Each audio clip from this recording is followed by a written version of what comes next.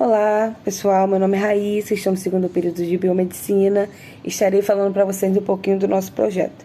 Bom, o nosso projeto ele é voltado para adolescentes do ensino médio que tem transtorno de espectro autista. O transtorno do espectro autista é um transtorno do neurodesenvolvimento, ou seja, é um distúrbio do desenvolvimento cerebral. O autismo é considerado uma síndrome por ser de condição permanente. E existem graus, que são leve, moderado e grave. E as pessoas que possuem o transtorno de espectro autista, ela apresenta 2 sintomas, que é a falha na comunicação e interesses restritos e repetitivos. Nós sabemos que é difícil uma pessoa que tem espectro autista ter atenção e foco em algo. Então, o principal objetivo do nosso projeto, do nosso trabalho, é facilitar a atenção e o foco do aluno autista para o aprendizado de matemática através de um jogo lúdico de tabuleiro.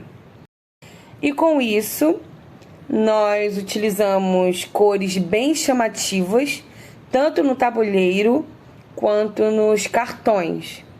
E nós sabemos que existem vários níveis para o espectro autista, então o ideal é que o jogo ele seja jogado por uma parte de jogadores autistas e outros não, com o intuito de tornar o hábito de estudar coletivamente cada vez mais confortável. Então é isso, pessoal. Eu espero que vocês tenham entendido um pouquinho do transtorno do espectro autista e um pouquinho do objetivo do nosso trabalho. Tchau, tchau e obrigada. Olá, meu nome é Adriana Guiar e eu vou falar sobre os materiais e métodos utilizados para a elaboração do projeto. O grupo decidiu por um projeto sustentável de simples confecção para possibilitar a inclusão dos alunos na elaboração do tabuleiro e aproveitar para chamar a atenção desse alunado sobre a preservação do meio ambiente e consumo. Lógico, a confecção das questões e regras são de exclusividade do professor monitor da atividade. As técnicas utilizadas foram corte e costura, recorte e colagem. E salvo a compra de plástico contact e isopor para a confecção do quebra-cabeças, o grupo praticamente não teve nenhum gasto monetário. Os avatares, que são os personagens do jogo, eles são tampinhas de garrafa PET recobertos com retalhos de tecidos. O tabuleiro e todo o seu percurso também é recoberto com retalhos de tecidos.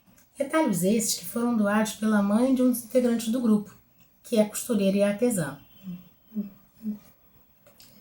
O papel cartão, que foi utilizado para os regramentos do percurso do jogo, assim como cola quente, cola de tecido, cola de silicone e papel A4, foram todos produtos materiais que já tinham na casa nos elementos do grupo. E como última sugestão de sustentabilidade, de continuar como a ser usado, nós não tiramos a característica de quadro do tabuleiro. Para quê? Para que ele possa ficar pendurado na sala de atividades lúdicas da escola e a qualquer tempo em que um professor ou um grupo de alunos assim desejar, poder utilizar. Obrigada. Olá, eu sou Letícia e vou falar um pouco de como a gente mudou algumas coisas do nosso trabalho desde o início e o que foi feito dessas mudanças para tornar o jogo mais didático. A ideia base do nosso jogo permaneceu a mesma, um jogo de tabuleiros com questões matemáticas. E ao longo do jogo a gente foi vendo que tinha algumas coisas que estavam acabando tirando o foco do nosso jogador-alvo. Então a gente acabou fazendo algumas alterações.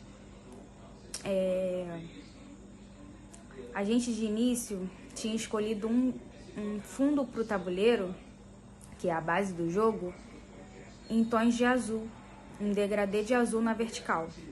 Só que com o passar do tempo a gente percebeu que esse tom de azul na vertical acabaria tirando o foco do nosso jogador do jogo. Então a gente acabou mudando esse fundo do tabuleiro.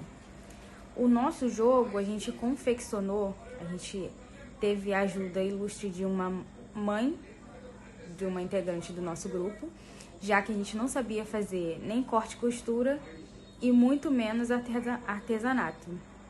E não sabíamos não, né? Não sabemos. Mas ela ajudou bastante, ajudou a cortar, ajudou a colar, ajudou também na questão das cores. Então, foi uma ajuda muito grande do nosso grupo que acabou nesse resultado lindo do nosso trabalho. Outra coisa que também mudamos foi que a gente havia selecionado questões matemáticas e o percurso dessas questões, cada casa teria uma numeração. E essa numeração seria de acordo com cada pergunta, de 12 a 24 números que teria no tabuleiro. Só que a gente percebeu que acabou ficando um jogo não tão didático quanto a gente queria para prender a atenção do nosso jogador. Então a gente fez da seguinte forma: escolhemos símbolos matemáticos e símbolos também da língua portuguesa e também asterisco e jogo da velha. E desses símbolos fizemos pegadinhas, uma espécie de surpresa. Conforme o jogador vai avançando as casas, ele joga o dado e avança as casas. Cada casa que ele cair, ou será de pergunta ou será uma surpresa. Essa surpresa será uma tarefa que esse jogador terá que cumprir ou direcionar para um outro jogador cumprir. Dentro de cada cartão tem as tarefas descritas e caso o jogador não faça, ele permanece na mesma casa e fica uma rodada sem jogar. E com isso a gente acabou tornando o jogo mais didático. Olá, meu nome é Jamile Carvalho, sou aluna de Biomedicina e vou dar continuidade falando um pouco sobre o nosso trabalho, que é o jogo de tabuleiro. Uma vez retirada a numeração do percurso, todos os cartões, como de questão de matemática, sorteio, azar e pegadinha, passaram a ser escolhidos pelo acaso, para que evitasse a memorização do posicionamento deles, para que os alunos não possam memorizar os cartões. O projeto inicial para a confecção do quebra-cabeça seria realizado no isopor. Porém, o material não se mostrou ter um fácil acesso de manuseio, por isso a gente usou o papel cartão e o papel contact. Foi muito mais fácil da gente conseguir cortar, né, por mais de 2 vezes devido à dificuldade encontrada na confecção dos cartões e do quebra-cabeça. O grupo, apesar de unidos presencialmente, não pôde realizar as filmagens dos 2 vídeos selecionados na tarefa. A atividade de criação do HD, que o grupo achou que seria a mais complicada, acabou sendo a mais fácil, com a dica do professor Formiga, né? Ele, logo no início do período, nos apresentou o app Cômica, onde somente foi preciso usar a criatividade para selecionar boas fotos e montar o diálogo. E com isso a gente conseguiu fazer uma montagem com as fotos que ficaram muito boas. Olá, meu nome é Camila Quadros, aluna de Biomedicina do 2º período. Conclusão. O objetivo principal de chamar a atenção e manter o foco da pessoa com espectro autista foram atingidos. Chegamos a essa conclusão devido a uma das integrantes do grupo estar dentro do espectro autista, que nos serviu de consultoria para a elaboração de todo o projeto.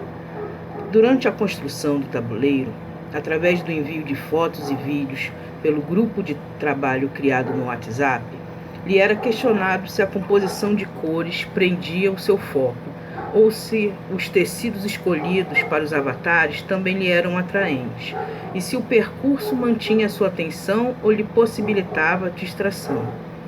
Nossa consultora também foi responsável em escolher, dentre as imagens apresentadas pelo grupo, qual seria utilizada para a confecção do quebra-cabeça. Durante um dos encontros presenciais, realizamos, mesmo sem todos os cartões prontos, uma rodada teste do jogo com a citada integrante, que se sentiu muito animada, motivada e focada na atividade. E com uma homenagem a todas as mães de filhos de espectro autista, tomamos a liberdade de incluir o depoimento da mãe da integrante, consultora, no nosso projeto.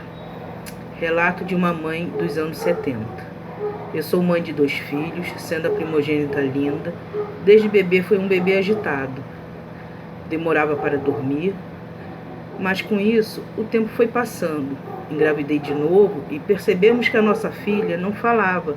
Todos diziam que era porque ela era mimada, e com a chegada do irmão, era manha. Minha garotinha já tinha 2 anos na época. Tudo fazia gestos e não falava. O irmão, com 1 ano e meio, já falava. Foi para a escolinha. Todos os professores diziam que ela não parava quieta, não falava, mas compreendia tudo. Amava quebra-cabeças. Tinha mania de ficar apertando as mãozinhas. Os médicos diziam que a criança era hiperativa e tinha déficit de atenção. Um mosquito passava e ela já se distraía. Finalmente, verbalizou com 5 anos.